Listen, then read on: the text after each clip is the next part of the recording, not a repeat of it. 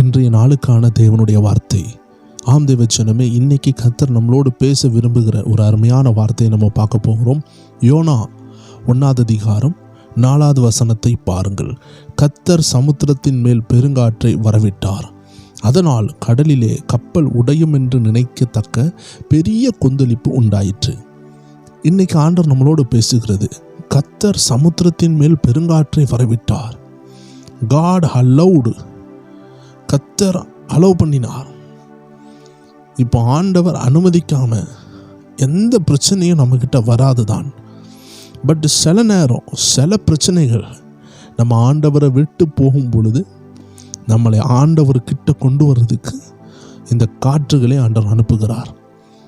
போராட்டம் என்ற காற்றுகள் சில நேரம் நம்ம லைஃப்பில் நிறைய போராட்டமாக இருக்கும்.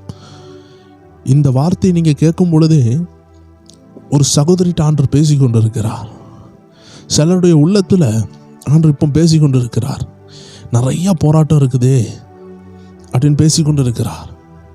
இதை வாலிப தம்பிகள், வாலிப பிள்ளைகள் இதை கேட்டுக்கொண்டு இருக்கலாம். வயது முதிர்ந்தவர்கள் கேட்டுக்கொண்டு இருக்கலாம். இப்போ ஆண்டவர் இன்னைக்கு இடைப்படுற ஒரு வார்த்தை, கர்த்தர் சில போராட்டங்களை அனுப்பும் பொழுது நம்ம என்ன செய்ய வேண்டும்? பெருங்காற்று வந்தது. அந்த நேரத்தில் யோனா என்ன செய்கிறாரு? தேவனுடைய சித்தத்தை செய்யாமல் கர்த்தர் நினிவேக்கு போக சொன்ன பொழுது அந்த நகரத்தை கண்டு பயந்து, அந்த நகரத்தில் உள்ள மனிதர்கள் தன்னை கொண்டு விடுவார்கள் என்று பயந்து, தேவ சித்தத்துக்கு விரோதமாக இன்னொரு இடத்திற்கு அவர் பயணம் சென்று கொண்டிருந்தார். அவர் இவ்வாறாக தவறாக சென்றதுனால தான் கர்த்தர் சமுத்திரத்தின் மேல் பெருங்காற்றை விட்டார். இதை கேட்டுக்கொண்டிருக்கிற யாராக இருந்தாலும் சரி, இன்னைக்கு கர்த்தர் நம்மளை பார்த்து பேசுகிற ஒரு ரகசியம் என்னவென்றால், நம்ம வாழ்க்கையில் ஒரு பெருங்காற்று கர்த்தரால் விடப்பட்டிருக்கும் என்றால், தெய்வச்சனமே, நம்ம கர்த்தர் சத்தத்தை கீழ்ப்படிந்தால் போதும், அந்த பெருங்காற்று காணாமல் போய்விடும். ஸோ அந்த பெருங்காற்று ஈஸியாக போக வைக்கலாம், போராட்டத்தை ஈஸியாக போக வைக்கலாம். நம்ம செய்ய வேண்டியது ஒன்றே ஒன்று தான், ஆண்டவரே நான் மன்னிங்க அப்பா, இந்த காலை வேளையில் ஏதாவது அறிந்தும் அறியாமல் நான் உம்முடைய வார்த்தைக்கு பிரியமில்லாமல் ஏதாவது செய்திருந்தால் என்னை மன்னிங்கப்பா. என் நிமித்தமாக ஒரு புயல் காற்று, ஒரு பெருங்காற்று வரக்கூடாதப்பா. அது வந்ததுனால அந்த கப்பலில் உள்ள எல்லாரும் பயந்தாங்க. ஆனால் யோனாவுக்கு அந்த உணர்வு இல்லை. யோனா என்ன செய்கிறாரு? கப்பலின் அடித்தட்டில் போய் தூங்கிட்டார். என்ன நடக்குதுன்னே தெரியல. அந்த நேரத்தில் தான் அவர் எழுப்பாட்டி கேட்குறாங்க. எல்லாரும் அவங்க கடவுள்கிட்ட ப்ரேயர் பண்ணும் பொழுது இவர் நிம்மதியாக தூங்கிட்டு இருக்கிறாரு. அப்போது சொல்கிறாங்க, நீனும் ஜோமன்னு உன் கடவுளை வேண்டிக்கொள்னு சொல்கிறாங்க. இப்போ இவருக்கு தெரிஞ்சிட்டு இந்த பிரச்சனை என்னால் தான் வந்திருக்குன்னு. ஆனால் அவங்க சீட்டு குலுக்கி போடும் பொழுது அது இவர் பேரில் விழுது. இப்போ வசமாக மாட்டிக்கிட்டாரு. ஸோ தேவ ஜனமே, அந்த இடத்துல யோனா என்ன தெரியுமா சொல்கிறாரு? நான் ஆண்டவருடைய ஊழியக்காரன், என்னால் தான் இது வந்திருக்கு அப்படின்னு சொல்லிட்டு அழகாக சொல்லுவார் பாருங்க 12வது வசனத்தில். இதை நாமும் செய்வோம் என்றால் தேவச்சனமே, நம்ம லைஃப்பில் ஒரு பெரிய விடுதலையை பார்க்க முடியும். இப்போ யோனா சொன்னதை பாருங்கள். அதற்கு அவன், நீங்கள் என்னை எடுத்து சமுத்திரத்திலே போட்டு விடுங்கள், அப்பொழுது சமுத்திரம் உங்களுக்கு அமர்ந்திருக்கும். என் நிமித்தமாக இந்த பெரிய கொந்தளிப்பு உங்கள் மேல் வந்ததென்பதை நான் அறிவேன் என்றான். ஏன்னா யோனா ஒரு தீர்க்கதரிசி, அவனுக்கு தெரிஞ்சிருக்கு. இப்போ யோசித்து பாருங்க, கடலில் போட்டால் செத்து போயிடுவோன்னு தெரிஞ்சிருது. அப்போது அந்த லெவலுக்கு அவன் ஆண்டவர் சொன்னதை செய்கிறதுல ஒரு பயத்தை கொண்டிருந்தான். கடலில் மூழ்கி சாகனாலும் சாகலாம், ஆனால் ஆண்டவர் சொன்ன இடத்துக்கு போக முடியாதுப்பா, அங்கே போனால் சித்திரவதை பண்ணி கொண்டுருவாங்கன்னு யோசித்துருக்கான். இங்கே கடலில் விழுந்தாலும் மூச்சு முட்டி இல்லை மீன் கடித்து சாகலாம். பட் ஆனால் அந்த மரணத்தை கூட அவன் நிர்ணயிச்சிட்டான். அங்கே போய் சாகக்கூடாது, இங்கே செத்துக்கலாம். அப்போ அவங்கள என்ன செய்கிறாங்க? எல்லாரும் சேர்ந்து யோனாவை தூக்கி போடுறாங்க. ஸோ தேவ ஜனமே, அந்த கொந்தளிப்பு நின்றுட்டு யோனாவை போட்ட உடனே, ஆனால் யோனாவும் தப்பிக்கிறதுக்கு ஆண்டவர் ஒரு மீனை அனுப்பிட்டார். பட் இதன் மூலமாக நம்ம கற்றுக்கொள்ள வேண்டிய ஒரு விஷயம் உண்டு. எப்போல்லாம் நம்ம மூலமாக ஒரு போராட்டம் வருதுன்னா, நம்மளே தாழ்த்த வேண்டிய அவசியத்தில் இருக்கிறோம். நம்ம உடனே நம்மளை தாழ்த்தி ஆண்டவர் கரத்தில் ஒப்பு கொடுக்கணும். யோனா சொன்னார், என் நிமித்தம் தான்ப்பா வந்திருக்கு, என்னை தூக்கி கடலில் போடுங்க. ஒரு அருமையான சாட்சியை கேள்விப்பட்டிருந்தேன். அந்த சாட்சியில் ஒரு சகோதரன் எதர்ச்சியாக ஒரு ஸ்பீக்கரில் ஆண்டோடைய செய்தி ரோட்டில் அப்படியே வந்து கொண்டு இருந்து, சபையில் உள்ள ஒரு அவுட் ஸ்பீக்கர் அதில் அந்த ஊழியக்காரர் பேசுகிறத அவர் கேட்குறாரு, நீ யோனா, உன்னால் தான் உன் வீட்டில் புயல் வருகிறது, உன்னை தூக்கி ஜலத்தில் போட்டுவிட்டால் உன் குடும்பத்தில் சமாதானம் வந்துவிடும் என்று கேட்ட உடனே இவர் அதை உணர்கிறார்.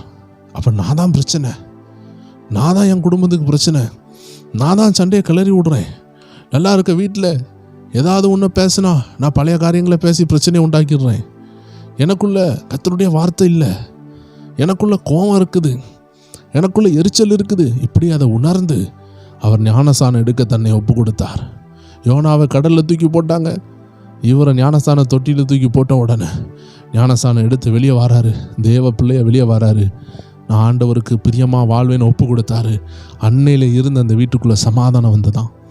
இதை கேட்டுக்கொண்டு இருக்கிற அருமையானவர்களே, ஒருவேளை நீங்கள் ஞானஸ்தானம் எடுத்திருக்கலாம், ஆண்டவருக்கு பிரியமாக வாழ்ந்து கொண்டு இருக்கலாம். பட் ஸ்டில் உங்கள் வாழ்க்கையில் பிரச்சனைனா யோனாவை போல விட்டு கொடுங்க. என்னால் தான் இது வந்துச்சு, என்னால் தான் இது வந்துச்சு, நான் பார்த்துக்கிறேன். என் நிமித்தமாக நீங்கள் கஷ்டப்படக்கூடாது, என் நிமித்தமாக என் மனைவி கஷ்டப்படக்கூடாது, என் பிள்ளைகள் கஷ்டப்படக்கூடாது, இல்லை என் நிமித்தமாக என் கணவர் கஷ்டப்படக்கூடாது, என் நிமித்தமாக என் பேர பிள்ளைகள் கஷ்டப்படக்கூடாதுன்னு ஒரு முடிவை நீங்கள் எடுக்கிறதுக்கு கர்த்தர் உங்களை அழைக்கிறார். அந்த முடிவு கர்த்தர் சமூகத்தில் உங்களை தாழ்த்துகிறதாகவும் உங்கள் வாயை மூடுகிறது ஒரு அருமையான உபவாசம். யாராவது எதையாவது கேட்டால் நீங்கள் உபவாசத்தில் இருங்க. வாயை மூடிட்டு இருக்கிறதே ஒரு உபவாசம் தான். ஒன் டைப் ஆஃப் உபவாசம், ஒரு விதமான ஒரு சின்ன உபவாசம். ஏன்னா வாயை கண்ட்ரோல் பண்ணுறது ஒரு சாக்ரிஃபைஸ். ஏழைகளுக்கு உதவுகிறத ஒரு உபவாசம்னு வேதம் சொல்லுது. பசி உள்ளவர்களுக்கு கொடுக்கறது ஒரு உபவாசம். நம்ம சாப்பாடை கட் பண்ணிட்டு மட்டும் இருக்கிறது அல்ல, நற்கிரியைகள்லையும் உபவாசத்தை காட்ட முடியும். ஸோ தேவ ஜனமே, வயது முதிர்ந்தவர்களாக இதை கேட்டுக்கொண்டு இருக்கிறீங்க, ஒரு மாற்றத்தை எதிர்பார்க்குறீங்கன்னா பசியும் பட்னியாக கிடக்கவங்கள நாங்கள் சொல்லலை.